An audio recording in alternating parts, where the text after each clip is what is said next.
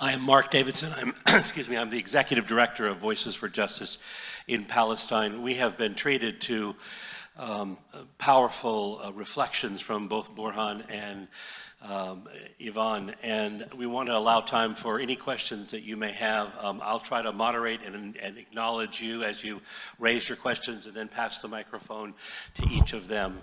Let us have your questions. What are the things that came to mind as you heard Yvonne's lecture and as you heard from Borhan about his experience recently in the West Bank? Yes, Elena. Oh, certainly. Thank you so very much to all three of you for the work, and to Mary Lou, who's been doing this for decades. When I was there, you cannot move, not even in the old parts of any kind of city, without every 3 feet. There's CCTV. Do you believe, and this is to the group at large, do you believe that there was an order from on high to the IDF to stand down for 7 to 9 hours without any repercussions on October 7th? In other words, further weaponizing the Holocaust and gleaning more worldwide sympathy and support for Israel. Asking about the Hannibal Directive. No, the fact that the IDF stood down. Oh, that's right, from the border. Thank you. That's right, I got you. It sounds like the same kind of thing when they bombed the synagogue to create. Thanks for the correction. Of course, yes. Either one of you want to? I mean, if you're an Arab and believe in conspiracy theory, you'd think that Netanyahu was in on it. And I've heard people talk about that, since he was helping in financing Hamas. And there were reports that were given to Israel by Egypt that something was coming. And instead of increasing the security at the border, he removed them. I have no idea. I think this mistaken thinking that it all started October 7 is crazy wrong. But, and I don't think we have enough time to go to the history. Israel was instrumental in the foundation of Hamas in the 1989 and 90 during the first Intifada to counter the Palestinian resistance movement. But to answer your question, we are in the 3rd year in this Holocaust in Gaza. And I call it Holocaust. I don't really care if I get criticized. I don't see a difference between a gas chamber and being killed under the rubble of your house. It's killing. It's the same thing. It's intentional.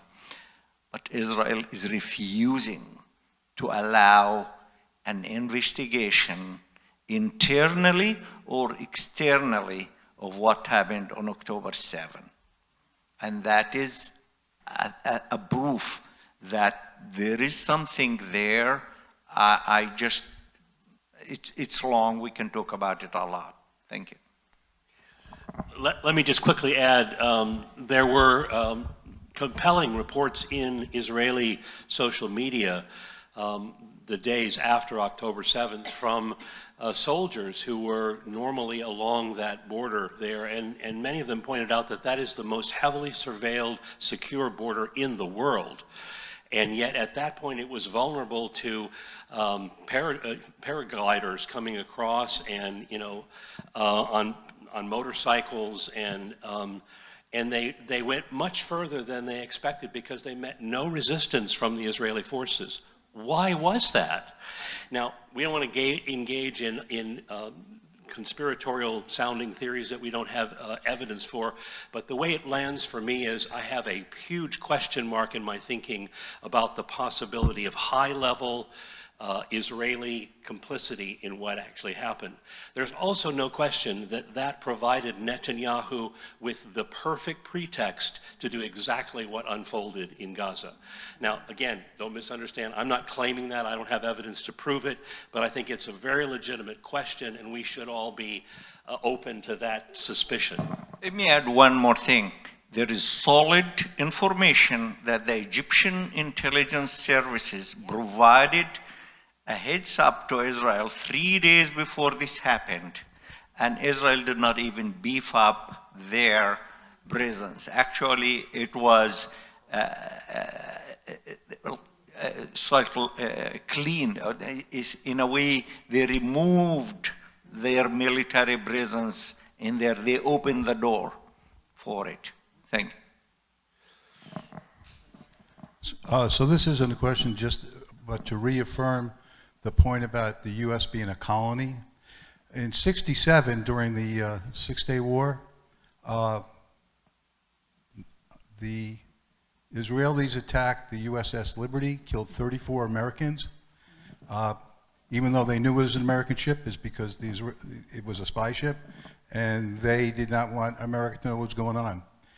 And just recently, last week, Mike Huckabee met with Jonathan Pollard, the spy convicted of spying on America for Israel, who served a sentence and then was cut short and sent back to Israel as a hero, which just reaffirms the fact that we are under the Israeli thumb.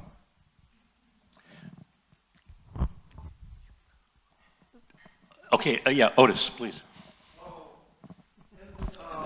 you were saying is that people believe Israel is joining with, the people fear Israel joining with Saudi Arabia and the Abraham Accords. Why do you believe, I'm just ignorant of why would that mean the end of Palestine? If Israel, what is it about Saudi Arabia that would allow Palestine to be? Because they have the example of what the UAE has done. UAE joined the Abraham Accords, and they opened the doors to Israel. They built a synagogue in Israel. There is a rabbi, in UAE, there is a rabbi. There are no Jews, but then they opened the halal restaurant, and now there is Israeli sort of investments, and UAE is getting collaboration. So you're Saudi saying, Arabia was the last one standing. Of course, Syria is, but Syria is a mess. And now they've got the guy who is pro-Israeli, pro-American. So you're saying they would then invest in Israel is the reason why? No, there would be no support left, because most of the money that supported Gaza, I think, you probably know this, came from either Qatar or Saudi Arabia. And once there is the Abraham Accord, there is no money. What are they going to live on? I mean, they're in concentration camp. So you're saying that the Abraham Accords would end the support of Saudi Arabia to Gaza? That's what they're afraid of. There will be no support. I don't understand, okay, I don't understand that, but okay. There's no leverage left.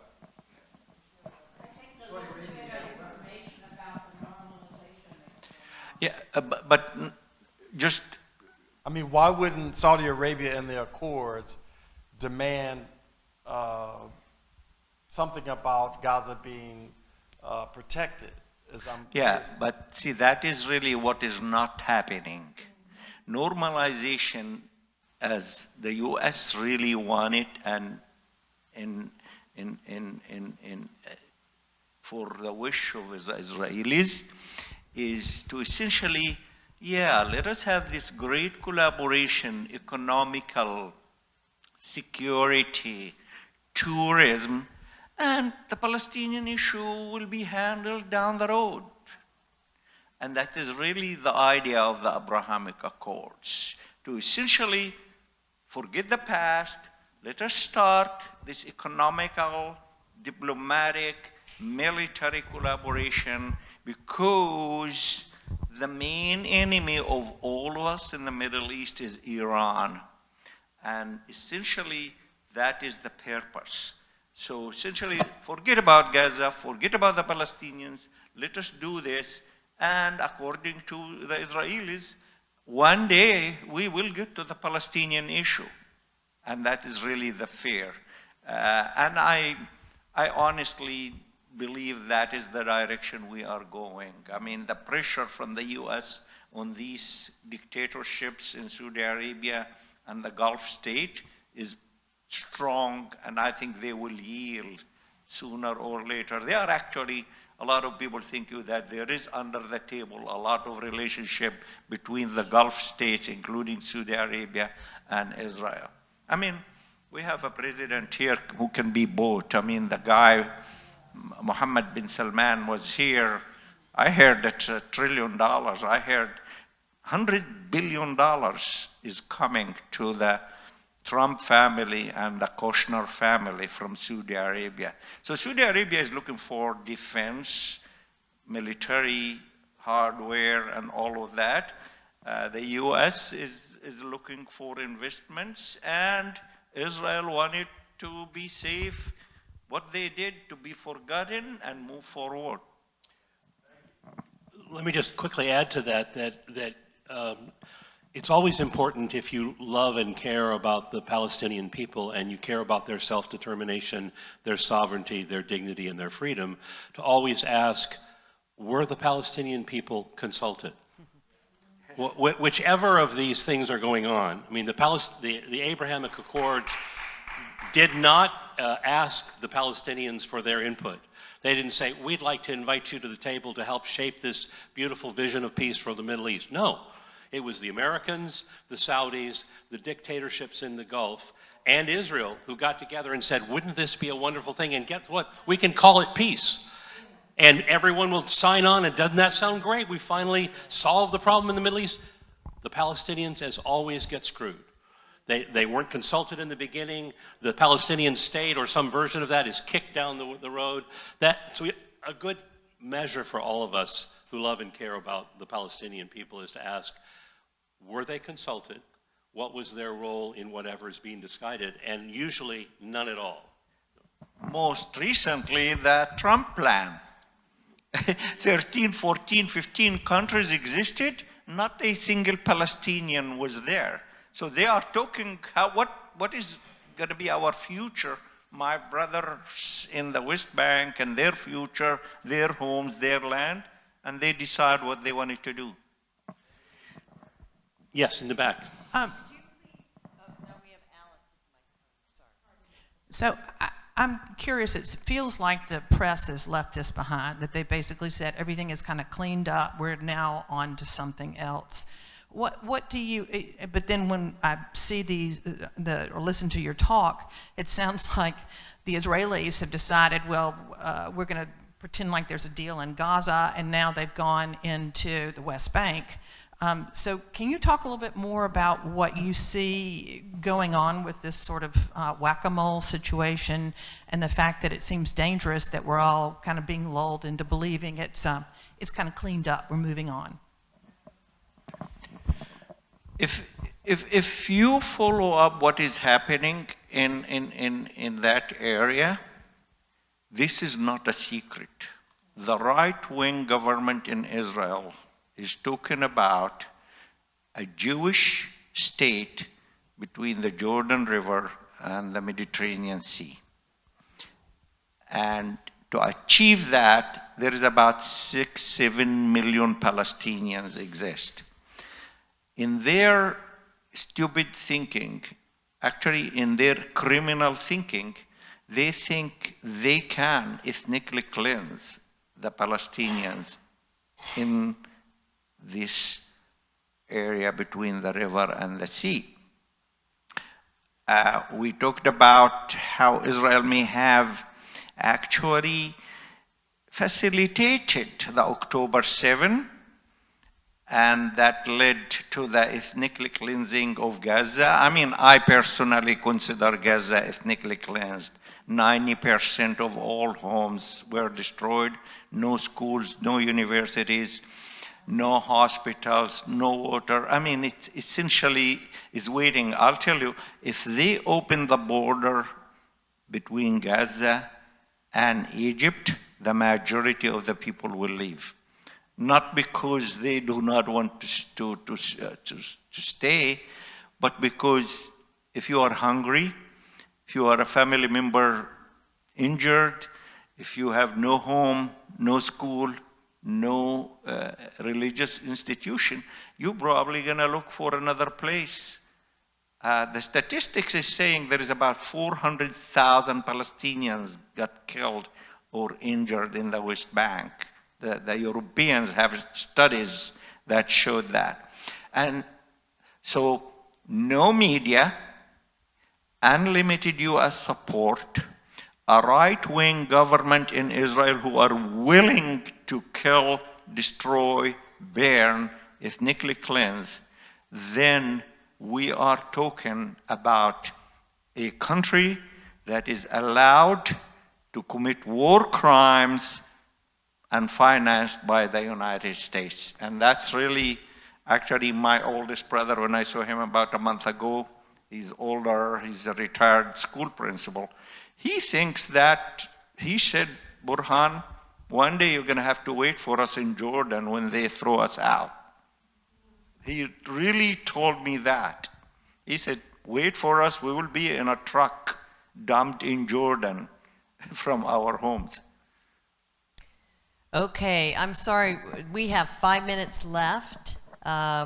If you have questions, we have one quick question because we do want to leave on a positive note about some things that we can do. And if you have other questions, please talk to our guests at the end. But one quick question, and then I'm going to turn it over to our guest speaker back here. Could you possibly just address the world of the military financing and speculation and the role of those resources in the region? I know that's a big question, but if you can point me in any direction in terms of why, what about the resources, the energy in the Mediterranean, and how important is that? Not to take away from the very importance of what you've all said. It's wonderful. Let me hold that question. And then, Jim, I saw your hand up earlier. I wanted to give you an opportunity. If maybe we could weave the two questions together. Do you have a question as well? Well, I think given all the evidence that we all are aware of about October 7th, which is continuing to be used as an excuse, of course, for all of the atrocities that have occurred and continue to occur, I was convinced within a few days of that what had happened, because of everything that's been said, but also because of the 3 Israeli hostages who were trying to surrender them, you're trying to get them to be rescued, had on white flags, speaking Hebrew, were killed. I mean, I don't think there's a conspiracy here. This isn't a conspiracy theory. I think this is reality. This is reality, yeah. Let me quickly answer and then see if either of our speakers would like to add anything. I think the UN Special Rapporteur, Francesca Albanese, is a very good source for the kind of questions that you were raising about militarism and the whole economy of genocide, as she names it. And in the tentacles for this project of annihilation run into every global corporation there is, heavily in the United States, but also Europe and even Asia. Everybody is in on making a killing at the expense of the Palestinians. And that really includes those who are heavily invested in the arms industry. Arms merchants are making huge profits now. If you look at the Tel Aviv Stock Exchange, it's exploded in profit and in value. People are buying in to what's happening and profiting handsomely from it. And I shudder to remind us that those who are heavily invested in portfolios in Wall Street that are heavily arms industry, stock exchange complicity is a real thing for those of us that want to be careful about how our money is being used. Anything either of you want to add to that? Many people know that the Jewish Voice for Peace project, Break the Bonds, was challenging the investment of the North Carolina pension fund in Israel bonds. And they gained over 5,000 signatures and presented them to the treasurer, and he has divested from Israeli bonds. That has happened. That was just recently. It happened today. Yeah. So activism matters, and just let's keep going. And to tip with what Micah has just said, we encourage everyone to stay today and help raise your voices.